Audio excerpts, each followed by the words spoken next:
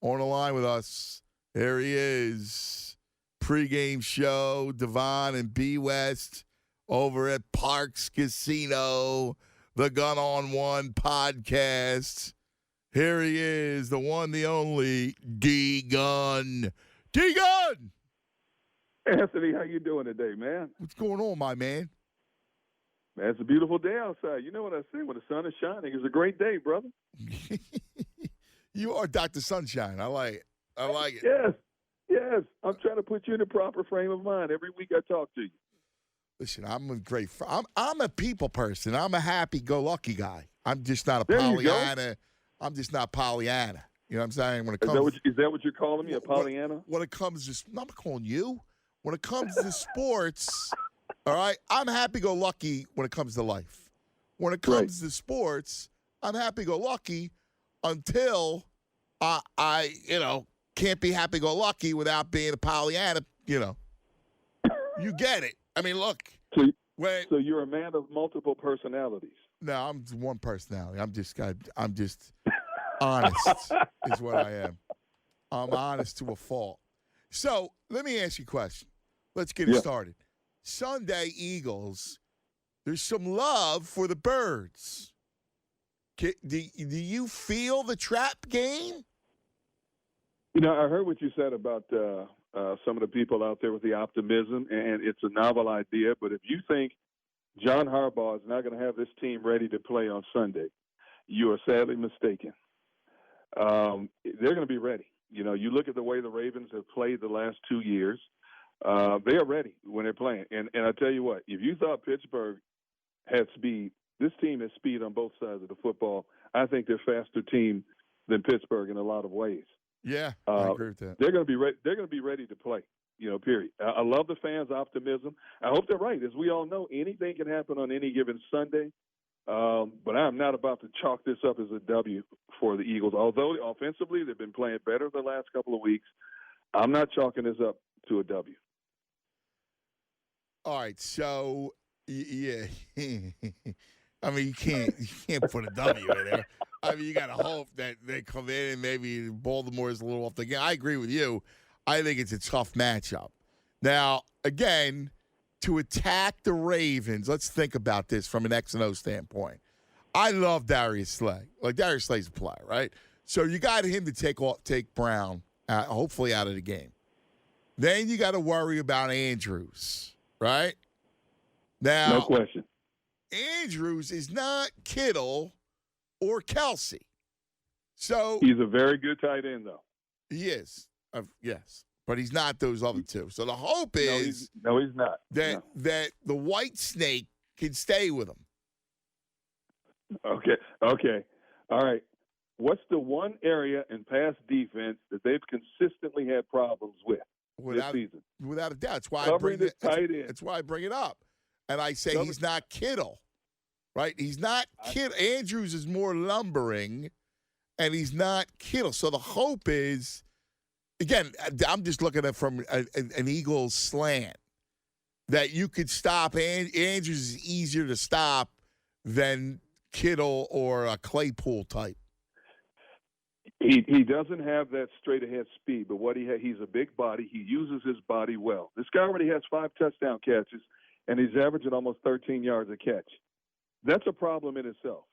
The thing is, you're right, he's a little bit more lumbering, but he's sure-handed, he's physical, and they use him extremely well.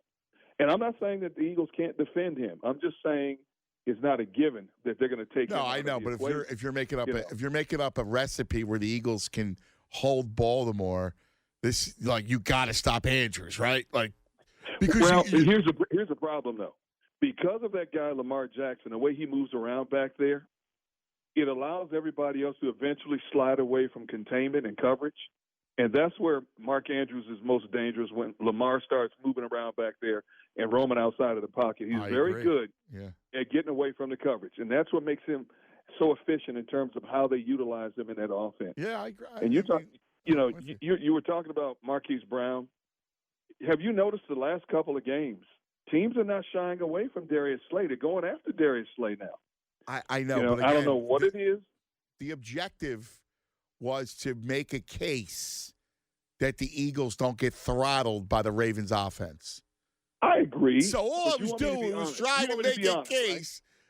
Right? Do you want me to be honest or not? Yeah, go ahead, brother. All right, go ahead. Do you want me to tell you what you want to hear, or do you want me to be honest? Listen, I got eyes. I know what I see. All right? There's a reason why I don't think the Eagles win Sunday. But if we were making an argument as to how, like the game plan, I wanted you to take a game. Let's look at it from a game plan. You're Schwartz, all right? How you going to stop this team? I'm playing 5 DBs.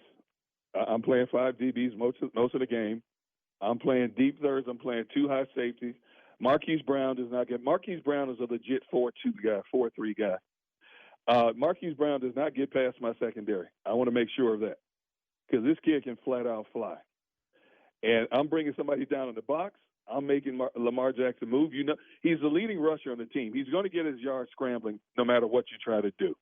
You have to get to him, make him move off his mark. Even if you don't get him down, make him move his feet, you know. Offensively, if I'm the Eagles, I try to bang away at this team. I understand they're a very good run defensive team. I think it's going to be similar to Pittsburgh. You're not going to get a lot of outside big runs on this team. They're too fast laterally. They have 3 great linebackers, and their linebackers are very active. You got to hit this team between the tackles, whether it's delayed draws, whatever the case may be, middle screens. You got to do something different, you know, because your game plan, you had that one big run last week. Sanders had a 74-yard run. All of a sudden, all they had was 20 yards rushing the rest of the game. Yeah, well, part of it is too that he goes away from it the minute there's a negative play. Yes, you have to stay committed. I mean, let's look at it. You look at the final score of that Pittsburgh game. The Eagles were right there until the bitter end, but they got away from that run again. They had their chances, you know. And this is like the 4th out of 5 games where the Eagles had a chance to win 4 of the 5 games they were playing in. And you have to stay committed. It drives me nuts that they just totally abandon one aspect of their game. And if it's a blowout, I understand that you're playing catch-up. But if you're still very much in that game, don't abandon it. Keep it close. Keep that other offense off the field. Keep the chains moving. You know, you have, sure. You know what I mean? You have the offensive personnel, even though it's a nicked-up offense. You look at this young kid, Travis Fulgham, emerging. You have Greg Ward. Every time he catches a pass, is a first down. So you have the personnel to sustain drives and make long drives. You have to play the clock against this Baltimore team, or they will chew you up. Look at what they did to a Cincinnati team that the Eagles struggled with just to tie. I mean, 27-3. That tells you all you need to know about this Baltimore team. So you have to flip the script and do something they're not expecting. Yeah, well, you're going to have to attack them down the field is what you're going to have to do. You're going to have to. But again, you know, and you know what? And Carson has to give you that game where he's got to leave it like he does and leave it on the field, and he's got to run, and you're going to have to move him because you got to move the pocket against them. There's no question. You cannot leave that man as a stationary target or he'll get tattooed. There's a reason why the Ravens have 16 quarterback sacks. And as I've been screaming all season long, Carson is a much more efficient quarterback and athlete when you move that pocket and get him outside that pocket. You know, look at some of the throws he's making outside of the pocket now. That's his game. Don't make him a stationary target or it's going to be a long day for him. You know, when you look, I mean, Baltimore's got some great cover guys. You know, they have Marlon Humphrey, Marcus Peters, Jimmy Smith. You look at the linebackers. L.J. Ford, who we gave up on here. Yeah, I believe me, I know. They go with Patrick Queen and Pernell McPhee. So they're linebackers. Calais Campbell. I mean, they have everything you want on both sides of the ball. Yep. It's athleticism versus athleticism. Carson is athletic enough. Get out of that pocket, you know, and throw in the move, or if you see a seam, take off and run and get down. That's part of the overall game that you have to hit this Baltimore defense with. You cannot play into Baltimore's hand, or you're going to end up on the bottom end of a score the way Cincinnati did. You can't. You just can't. You've got to move Carson. It's imperative you move this kid outside of the pocket. All right, so here's the deal. If I tell you, we're talking to D. Gunn on the Comcast Business Hotline. Don't forget the Gun on One podcast, and, of course, D. Gunn with Devon and B. West for the pregame show. Now, if I ask you this, you have, and you said it earlier about Fulgham, who I like, I think is real. I think I do Fulgham too. is legit. And Ward, who I love he could play in the slot for me. I love Absolutely. I love that kid. You know why? He's tough. He catches. Yes. He can catch. I do. I love him. And to me, I want to go. And when Reagor comes back, to me, it's Reagor, Fulgham, and Ward the rest of the way. I don't care about Alshon Jeffrey. 100%. I don't care about Deshaun Jackson. I got to use this year as I need to find out who's a keeper. I need to find out about my team, Egon. Here's why you need to find out about your keepers, because it's well documented. This team is like $90 million over the cap for 2021. Some hardcore decisions are going to be made, and you're going to have to start going with youth, because even if the Eagles use what little money they have left to help offset that cap dilemma next year, they're still going to be severely upside down. And there are going to be some hardcore decisions, and I'm telling you right now, there's some veteran personnel. I'm not going to give you the names right now. I'm going to wait until December. But there's some names that are not going to be back with this team in 2021. Yeah, some names that give you. Yeah, you might be surprised. A few of them. Yeah, or maybe not. Maybe not surprised. A couple of them who I think the same thing. You know, listen, I love the big defensive tackle, but is he long for this place? I don't know. I don't know. Like I said, I'll tell you what you want to know in December. Yeah. You know, I'm just waiting to hear more information, and I'm debating with people from information I'm getting. So it's going to be interesting to see. But how? Yeah. Would you be now? Again, there's not a lot of trades deadline, but if someone called you, and I can't imagine this being any kind of active, especially with COVID. Would you consider a big move, almost not a dump, but a dump, right? Would you do that? Absolutely. It depends on what I'm getting in return. If you're going to give me a stud linebacker, I'm listening. Well, it's going to be draft picks, right? So anybody who gives you anything is going to get draft picks. But yeah. I need a player now, too. I want a player. Because right now, you know, as crazy as it sounds, 1-3-1 looks pretty good in the NFC East. So this thing is not over by a long shot. I need a body, an athletic body, a proven body that can help me shore up some holes that I have right now. I want a draft pick also, and there's a possibility, but I need a body right now to help me in a certain area. You know, I don't want future draft picks. We know the history of this team drafting. I'm not laying my eggs in a future draft picks with this team. It's got to be more than just draft picks. All right, let me ask you the other question that someone last night explicitly told me what to do, what he would do. Okay. And that was, you ready? Blow it all up and trade Carson. I don't know if I'm ready to do that yet. I don't. What if Jalen Hurts doesn't prove to be what they're hoping he is down the road? Whatever it is, and I don't have any inside information on that right now. But what if Jalen Hurts is not it? So then you got to go back into the draft and get another quarterback next year?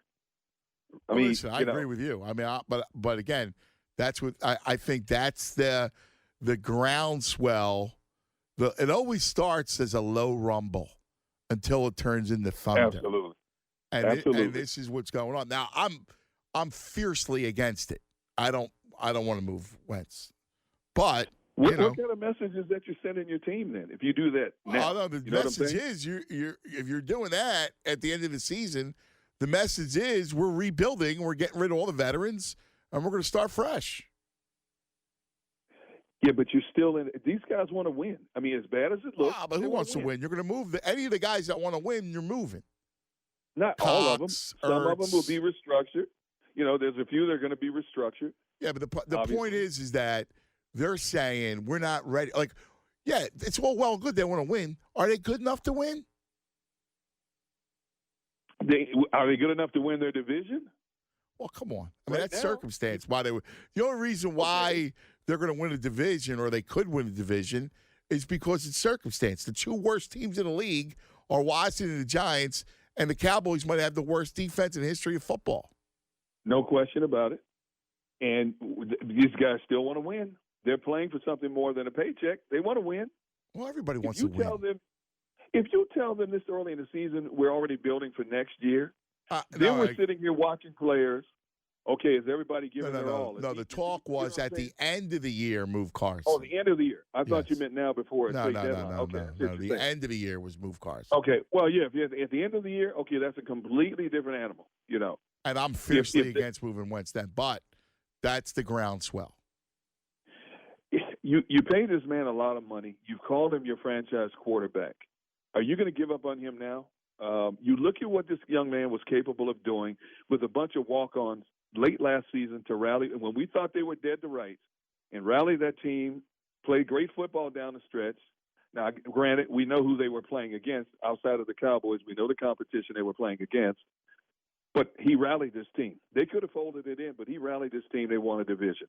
If I can get him better personnel around me, if you can get high draft picks for this franchise quarterback to build in that regard, because I believe you're going to have to, in some ways, gut this team to rebuild it. But then again, when you look at the draft history, do you feel comfortable with how their talk is rebuild the team? Yeah, but here's where they go. They go. People saying that are saying just gut everyone. So they just want to push the detonate button. Anyway, oh my goodness. That's the state of the fan base. D Gunn will be listening pregame show Sunday morning with B West and Devon. Can't wait, baby. Hey, man, everybody check out this week's Gun on One. I got my good friend Scott Hansen on there, and, of course, one of the more knowledgeable people I know in the industry, another good friend, Adam Kaplan, on this week's podcast. Also. Great podcast. So if you guys get a chance and everybody out there listening. It's a great podcast. I will tell you. It's a great podcast. Gun on One, baby. Thank you, brother. Every week, man. You're good at it. So keep it up. Thank you, my man. Thanks, brother. Appreciate it, D Gunn. Thanks, buddy. Have a great weekend. Have a great day. You too. Be safe. You too. There he is, D Gunn. Anthony Gargano, weekdays from 10 to 2